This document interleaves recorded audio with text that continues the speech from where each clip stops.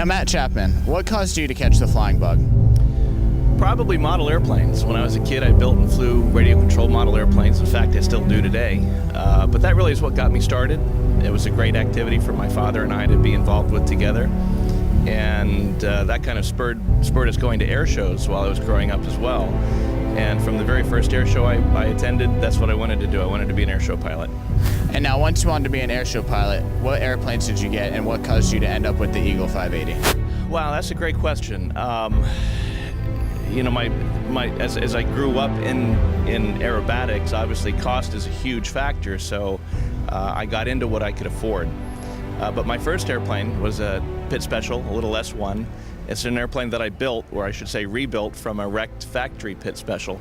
It took me about 3.5 years to do that, and its first flight was in 1983, and I started flying air shows that same year. I do about 14 to 15 air shows a year, sometimes a little more.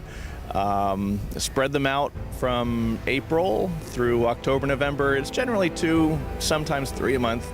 I'm fairly senior with the airline that I fly for, so I can get the schedule I need and massage it a little bit, but it's certainly it's a full-time job. During the summer, I'm never home. And could you tell me a little bit about your aerobatic routine? What influences you to put certain maneuvers in, and how did you come up with it?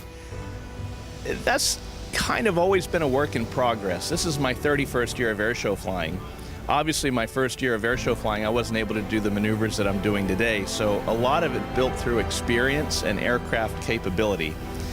In my Pit Special, I was a basic beginner, probably flying air shows too early in my career before I had the experience to, but that's another story. I like a nice fluid,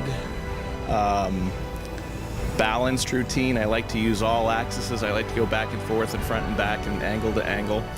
I like to show off the lines of the airplane and the capability of the airplane.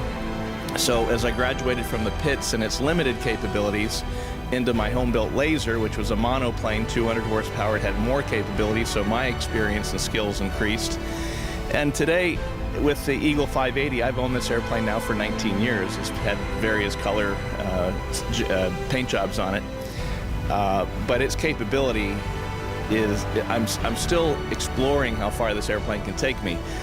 But having said that, the last 5 or 6 years, I've got a great routine. I don't change it. It's safe. I know it, and it flows very well.